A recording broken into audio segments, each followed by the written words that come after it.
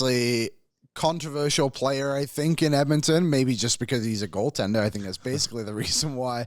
If you had to pick one thing in his game to improve on, what would it be?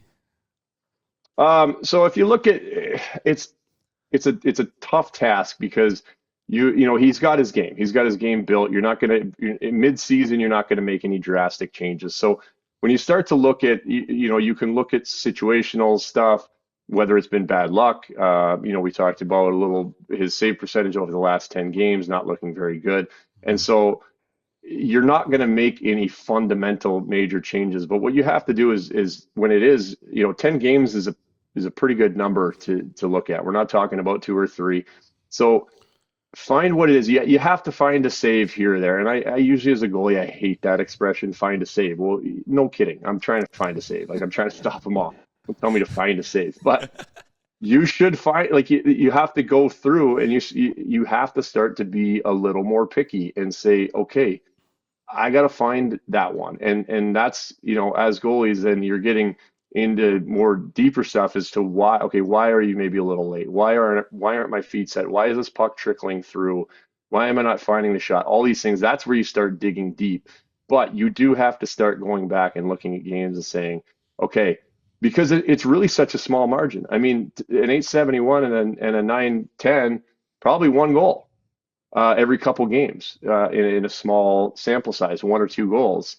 And so it really is just, you got to start when they're consistently coming up is like, which ones do I let go and say nothing I can do, chaotic in front, off a shin pad, whatever, but start looking at why ones that are consistently going in that you could possibly save, and that then you got to dig deep and start to get your position, and then let the snowball roll when you start to feel good and feel confident. When he is there, he's big, he plays deep in his net. And he's just solid and he's there all the time. But you got to eliminate the squeakers or, just the rebounds, stuff like that creeps up from squeezing the stick a little bit too tight. That's where you have to start in order to build up and get to where he wants to be come playoff time. We got one in on the chat from Kevy, who and a couple of other people asked one similar to this, but he said, could you ask Doobie what worked for him or his process to clear his mind after a bad goal or bad game? What would that be like when you knew you were fighting it a little bit? Was there anything you would do? It definitely becomes more difficult. If you're playing well and you're feeling good and you let in a stinker, one that you should have had, it's a little more of like, you're an idiot. Why'd you do that? You know not to do that. Get back on the horse, everything's fine. When things aren't going well over a period of time, it becomes more difficult, and that's part of the game of hockey. That's part of the thing that we have to deal with as a goalie is it's a little bit of again, and it starts to wear on you because you're like, I know what I should have done there, but I'm not doing it. And then it's like, why am I not doing that? And so you have to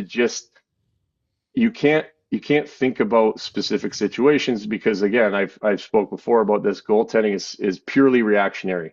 You can only do what's given to you. You can only react to plays, to shots on net, and plays that happen in front of you. So you can't try to force things or try to force specific parts of your game to get better, to work on. You can work on stuff in practice, but you also have to let the game come to you and flush it out as quick as you can. And I found the more simple you could make it, whatever that is for a specific goalie. For me, it was moving around as much as I could on my feet, not going down early, not sliding, like butterfly sliding to plays that I don't need to, pushing on my feet, having my feet set on shots all the time, making sure I wasn't drifting forward and backward, and then not going down early, waiting for the puck to come to me before I dropped. And that's a fraction of a thing. But those are 3 simple things that I could just really focus on to stop your mind from wandering off to these situations that you can imagine and come up with that as a goalie, you can't make happen in front of you. You can only react to what happens. What's up, Nation citizens? If you like that video, then you need to be subscribed to the Oilers Nation YouTube. Podcasts, live shows, exclusive interviews, and analysis. Everything you need from your favorite voices at Oilers Nation. And you don't want to miss any of it, so hammer that subscribe button.